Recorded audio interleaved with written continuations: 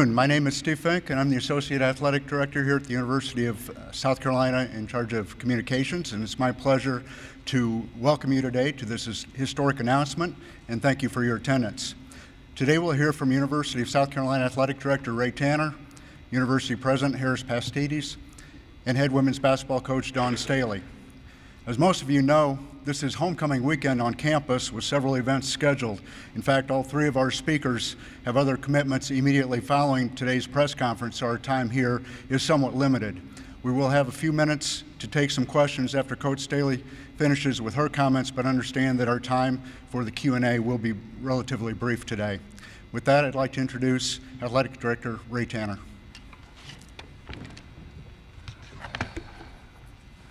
Thank you, Steve. Thank y'all for being here today. Appreciate the time that you're taking to visit with us, and we're always grateful for the coverage you give our student athletes and our coaches here at the university. I would like to begin by using a quote.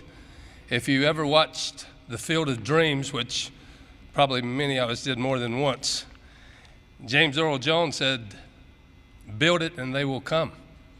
I think it's fair to say that Coach Staley built it. They came, and they came back. And they're still coming, and the recruits are coming. So what she's done in her 13 seasons has been absolutely remarkable. A winning program and more to come. Sustaining success is one of the hardest things to do in sport, and she's already exemplified that. We've led the nation in attendance the past 7 years, including last year during a COVID-restricted attendance year. Her teams are not only known for their athletic prowess, but there's so many other ways they're recognized off the court, including academics and their excellence. Very, very often, her team is above a 3.0 with the GPA. And this past year, Leah Boston in 2021 was the COSIDA Women's Basketball Academic All-American. And as I said, her teams are consistently above a 3.0. Coach Staley's been a tireless advocate for her sport, not just the University of South Carolina and our women's basketball program, but for the sport. She believes in diversity, inclusion, and making a difference in the community that she lives in. She founded Inner Soul. Many of you know that that's an organization that provides sneakers to homeless children and children in need. I want to share a stat with you that being in the profession years ago is remarkable. We know she's going into her 14th season, so 13 in the books. When you take over a program, it very rarely is a plug and play. There's a process that you have to go through to be successful. Well, in her 13 seasons, she's won 76% of her games. So there was no plug and play, but she was still very successful. 74% of the SEC games that she played, she's won. In the last 8 seasons, 239 and 37. That's an 86.6 winning percentage. SEC, 114 wins, 14 losses. That's 89.1 winning percentage. Alex English, it's pretty good. In the 13 seasons prior to the one that she's about to tip off, we have a national championship, 3 Final Fours, 4 Elite Eights, and 8 Sweet 16s. We've won 5 SEC championships. We've won 6 tournament titles. Quite an accomplishment. 2020, Coach Staley was the Naismith National Coach of the Year, the WBCA National Coach of the Year, the AP National Coach of the Year, the U.S. Basketball Writers Association National Coach of the Year, and in 2015, she was the USA Co-National Coach of the Year. In 2013, she received the Order of the Palmetto, which goes to the highest civilian honor awarded by the Governor of South Carolina. She's been SEC Coach of the Year 4 times. She's a member of the Naismith Basketball Hall of Fame and the Women's Basketball Hall of Fame. We all know that this past summer she was the head coach of the USA National Olympic Basketball Team. with a gold medal accomplishment. Never to forget the 3 years that she was a point guard, that she also got gold medals. And in 2004, the Olympic year, she was honored by her fellow Olympians as a flag bearer at the Olympic Games. I'm honored to be a part of the celebration today and of Coach Staley's tenure in my 10th year as the athletics director. And I know that the statistics and the numbers I've shared with you are incredible. And there's a lot of great years ahead of us. She's a very special woman. She's impacted women's basketball in a way that we all know, on the court, but off the court. And she uses her platform to speak and represent all the women and the sport that she cares so much about, as she displayed at the NCAA championship, and rightfully so. Again, I'm honored to be a part of this celebration today, and I look forward to being able to one day have so many more accolades that we'll just have to condense it. But somebody asked me if I would share something personal about Coach Staley, and I said I'm a little bit afraid to share anything personal. She might get after me. But I will tell you this: unless she changes her ways, she's been known to dress up around Halloween. So we'll look forward to that. But thank you very much for being here. And now I have the pleasure of introducing our president of the University of South Carolina, Dr. Harris Pastides. Thank you. Get out of your way. Thank you, Coach Tanner. Good evening, Coach. Good evening, everybody. I'm only interim now, but I think one of the reasons maybe I did come back was to see this particular event happen and come true. It truly is a great day, but not only for today, it's about our future. This begins the modern future of the University of South Carolina women's basketball program. As Ray said, 13 amazing seasons, and I'd love to see Coach Staley complete her career here if she so chooses. Her track record speaks for itself, but more than that, and Ray alluded to it, she is a remarkable individual. She has a winning heart, a winning mind, a winning attitude, and of course, a winning team.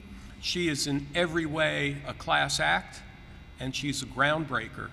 And today, she breaks through that glass ceiling of gender equity in coaches' salaries right here at the University of South Carolina.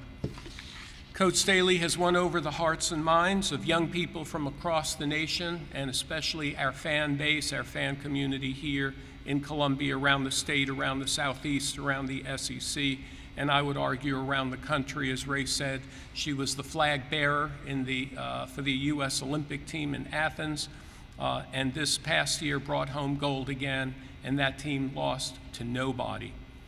She's an outstanding recruiter, I would say the very best in the country.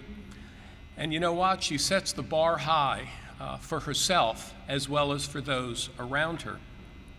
Ray mentioned, but I've got to reiterate that in the community, she gives so much back to help people, to help young people, to help working people, supporting after-school programs for at-risk youth, donating shoes to underprivileged children, and raising confidence of young people, telling her own story and saying that if I can do it, you can do it too. We've continually been rewarded by her efforts in bringing fans in. We have near capacity crowds at Colonial Life Arena.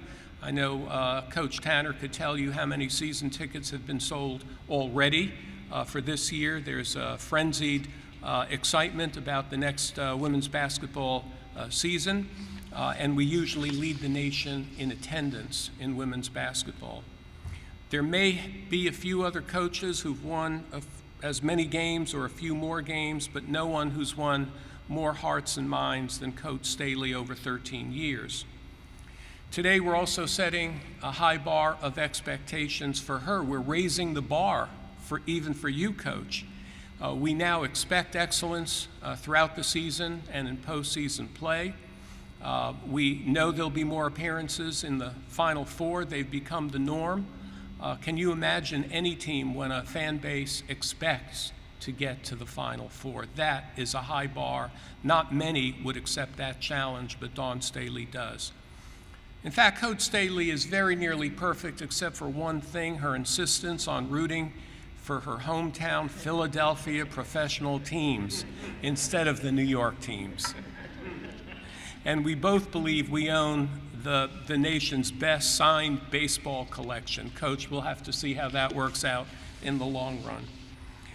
With this contract extension, Coach Staley becomes, I don't know if it's one of the highest women's basketball coaches in terms of salary in the nation. It's hard to know that because private universities don't divulge. I hope she is number one, frankly. That's what we'd like to do here. She taught us how to break the glass ceiling in women's basketball and for women's coaches. That's what she is doing today. She broke right through that glass ceiling and she's cutting down the net. So it makes me very proud to say that we did all this with our coach right here at the University of South Carolina. We can't wait, Dawn, to see the heights that you and your teams, and by the way, your amazing coaches, all of the coaches, not only you, how you work so hard together. And now it gives me great pleasure to invite Coach Dawn Staley to the podium to say a few words of her own. Welcome, Coach.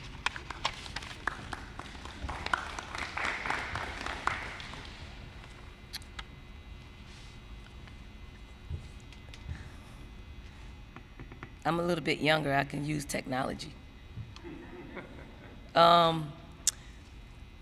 First, I think today is a big day for me, and I don't really like shining the spotlight on me, but it's also a huge day for the game of women's basketball and for gender equity across the nation.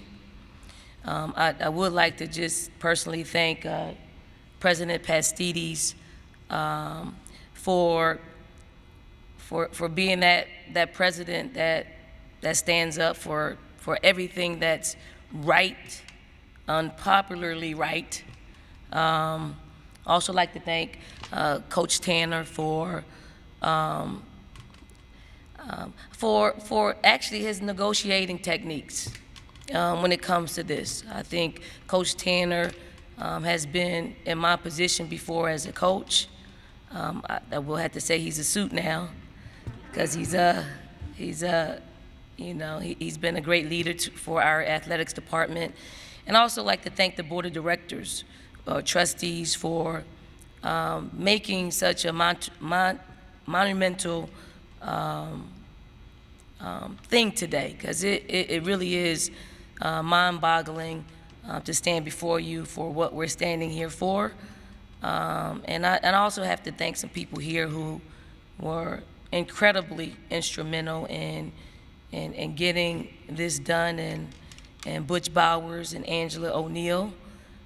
They have both were people who I confided in, people who just helped steer this ship in the right direction, and these are people who I feel like I'm forever indebted to, because they just stayed the course. I got to thank the University of South Carolina for just being committed to leading this way and recognizing gender equity in our country. I hope that one day that, it's probably popular standing here, but unpopular somewhere else across our nation. So I hope that today we will stand in being unpopularly right, and tomorrow it's a popular right thing to do. And I'm so grateful that the University of South Carolina were the ones to do it, because for a long time, South Carolina has not always been on the popular end of history, but I stand here before you to say that this is a transformational decision that was made, and I'm super proud that I represent this place, this state, and hope that and hope that we can continue to do this, not just with women's basketball, with all women's sports, with all women's professors, with all women's administrators, and that goes down the line. And then lastly, I'd like to thank our FAMs. You know, this was a process in which took a little while, and sometimes when you're not directly a part of the process, you get a little antsy and you want things to happen quickly. But I appreciate the length of time that it took for this to happen, because you can appreciate it a little bit more. You can certainly share in the moments that it took to accomplish this, and our fans were right there with us. But now that it's done, I look forward to sharing moments in Colonial Life Arena in which we can get back to practicing, playing, winning championships, and making this entire state super proud of the product that we put on the floor. So, thank you. Again, we just have a few minutes for questions. Diana does have a microphone, so if you have a question, David, first one. How's it going, Dawn, and congratulations. What does it mean to you that the university was not only willing to work with you on this, but wanted to award you this? I mean, it's you know, when you've been a part of this community, and for me, it's 13 years. I moved my mother here 13 years ago. My sister, who's here in attendance, moved, I believe, 7 years ago. My brother, who's coming down on Sunday, is going to move his family down here within the next year. This is a place I've called home, and I'm real comfortable with being here. I do believe this contract extension keeps me here. It's fair to say for a very long time.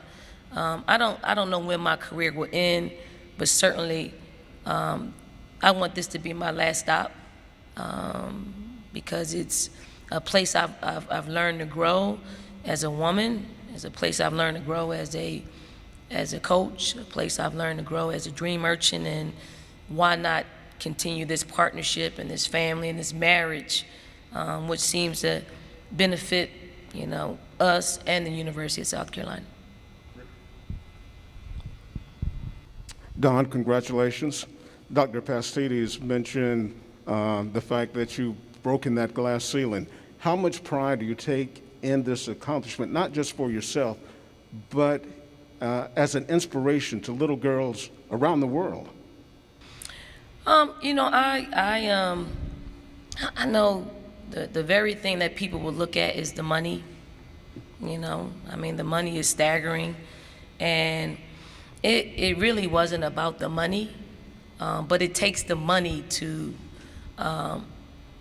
for this recognition to be something that is eye-opening and monumental. And I spoke with our team today, as soon as it was approved by the board, and didn't know what I wanted to say to them, but what I told them was, if you feel strongly about something and you have a conviction about something, sometimes you got to be willing to risk it all. And I told them it really wasn't about the money, because I made a lot of money before today. I made a lot of money before I even came to South Carolina. But my path has been divinely ordered. Like, I didn't want to be a coach. Coaching found me.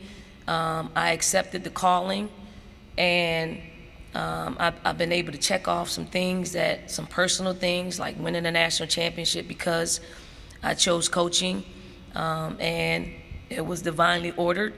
And then, coaching brought me here to the birthplace of my parents, and I don't ever think my mother would have come back to South Carolina if it were not for me taking this job. But for all for my players, I feel like they're at the most transformational years of their lives. They have 1 to 4 years in being here and gaining what it is to be a woman to work in the workforce and to have an understanding, what that is. It is, as just a woman, you make 84 cents on the dollar versus a man. For a black woman I think is in the 70s. So it's not about that. It's finding that you are an asset to an organization, understanding that asset and understanding that you bring value to it. And I just want this to be a valuable lesson to them, just continuing on, put their head down, grind, be of service, be of good service to other people, and, hopefully you'll be rewarded in this way, monetarily. But for me, it's more about, it's principle. Just be principled in what you believe in and what should occur. And it doesn't mean it's always going to happen. And that's why I pay great tribute to the men standing here. And I told them the breakdown. We got a male president, we got a male AD. The board is probably 90% male. Those are the people who made this decision. And I'm so thankful because it doesn't happen very often. But I'm super happy it happened right here at the University of South Carolina, where we can, again, be leaders in gender equity. Who knew? Who knew that this would take place in my tenure here at South Carolina? So I hope it's just an opportunity for the rest of the nation and the world to catch up. Hi, Don. Congratulations, first of all. I wanted to ask, when you look back with all the success you've had and the commitment that South Carolina has shown today, whenever you had your introductory press conference, 13 years ago, not too far from here, was that what you envisioned, or, where does this stack in terms of what your expectations were? No, for as long as I've played basketball or coached basketball, it's truly been out of the love. It's truly my passion. It is what I'm supposed to be doing. But along with that, things just come up. When you're passionate about something, there's always going to be people around you that will help or hinder it. You have to figure out who those people are, and grow with the ones that's going to help you. And try to keep the other people at distance, but I have to go back to just being. My path was divinely ordered. It was ordered because I'm supposed to be here today, enjoying what will hopefully one day help some other people who look like me, who don't look like me, who are in a position where you're rewarded for your work. And it feels good, so I'm gonna feel good today, but hopefully be on the lookout for other board of trustees and presidents and ADs to step up to the plate and do something that is unpopularly right. We'll take one more, Matt. Dawn, I know the theme this year is net worth for your team. How fitting is that theme for you today and for the season as we go forward? It's fitting, but it wasn't anything behind it besides showing appreciation for women's basketball fans, our players. The NIL is a real thing. And also just showing an appreciation for what it takes to cut down nets in a championship form. But standing here today, I think it's fitting, but it's only fitting if there are more days like this for other people. All right, thank you, Coach. Thank you all for coming, and apologize for the shortness, but I know everybody's